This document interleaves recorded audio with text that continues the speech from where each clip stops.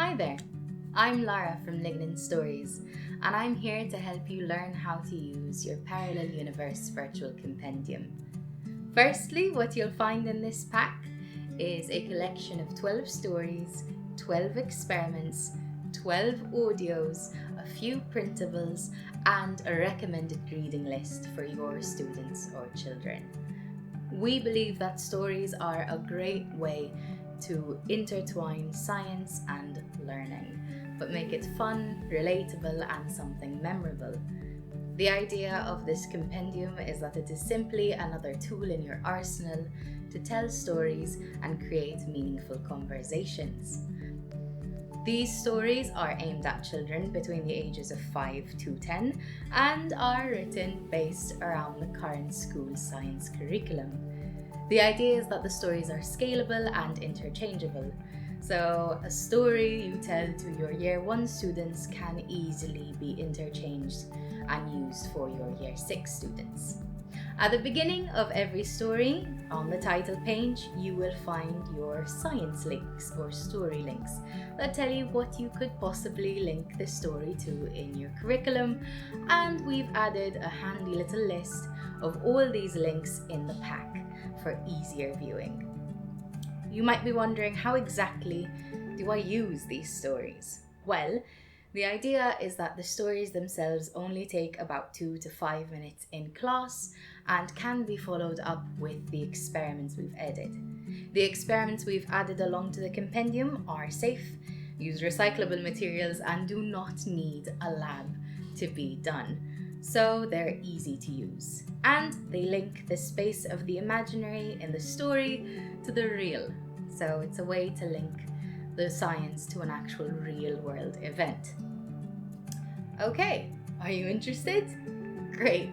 Let's talk a bit about how you actually prepare these stories. Firstly, pick a story. See what part of the curriculum you would like to explore. Read the story, get to know it a bit, and decide how best you would tell it. Some individuals may prefer to read the story directly from the paper. Others may want to try and tell it from what they remember. That is all well and good. At the end of the day, these resources are for you to use and you to use the best that you can. So if it's easier for you to read from the paper than try and remember and tell it in your own words, that's absolutely fine. I'm here to just give you some quick tips of how to tell your story. Now, I know storytelling can seem a bit scary. Maybe you're not very theatrically inclined. That's okay. Some of the stories I remember are from big theatre companies and they have lights and trained actors. But some of the stories I remember are from my grandmother, who used to tell me stories while she made ravioli in the kitchen. Your biggest asset, the biggest tool in your toolbox, is that you know these students, you know these children. Let that guide you. Now, for some more concrete tips, my biggest tip is to use the senses. Think about these when you're telling a story. Hey, if you're telling a story, think about the smell.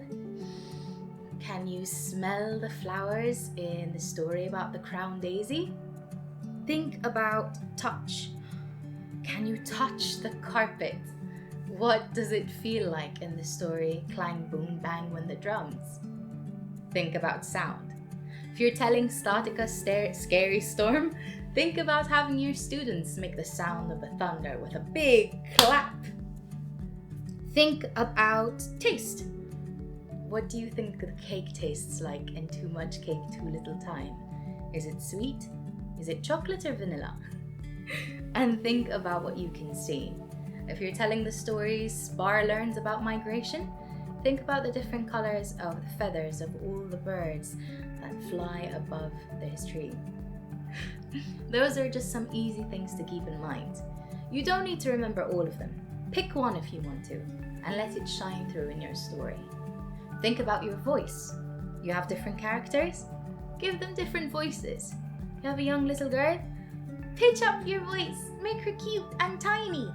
You have an old man, add some gruff and gravel to your voice.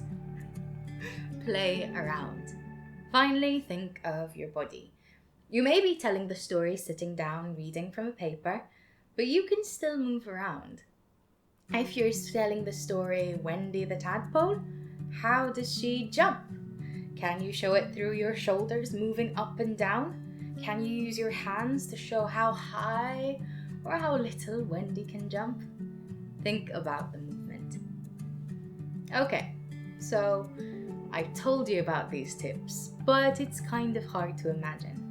So here's a bit of a sample of a story so you can see the things I've told you in action. Martha was a farmer.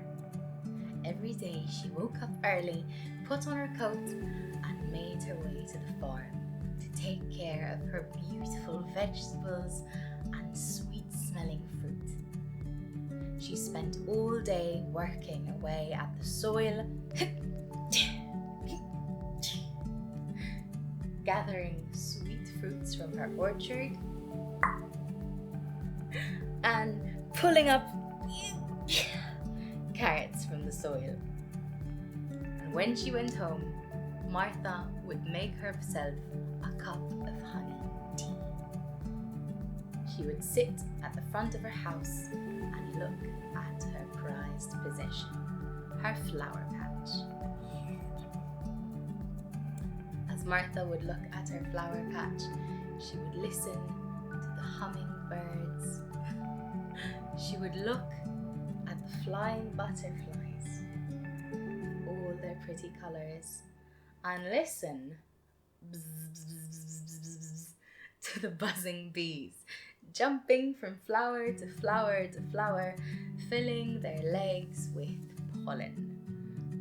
Every year, Martha would make sure to turn over the soil in late winter, plant different flower seeds, water the plants daily, and sure enough, at the beginning of spring, she would be welcomed to the sight of colourful flowers, singing birds, dancing butterflies, and buzzing bees, jumping from one flower to another. At the end of the season, Martha would make her way to her hive and collect delicious trays of honey into her glass jar, just enough until the next year. And so the story went from year to year until one year Martha had a really bad harvest. She was tired and she decided not to plant her flower garden. It's the worst that could happen. A few less flowers. Or so she thought. If you want to listen to the rest of the story, look through our virtual compendium and see what happens to Martha and the harvest and the bees. My point is that stories come in all shapes and forms, so don't be scared to experiment and try new things out. I tell stories from memory in the oral tradition, but you don't have to. It's very much okay to read them from the text. Play around with them, have fun. At the end of the day, what makes a good story is having a storyteller who enjoys telling it. Thank you for downloading our virtual compendium, and we hope you have some beautiful stories to tell. Happy storytelling and love from Lignin Stories.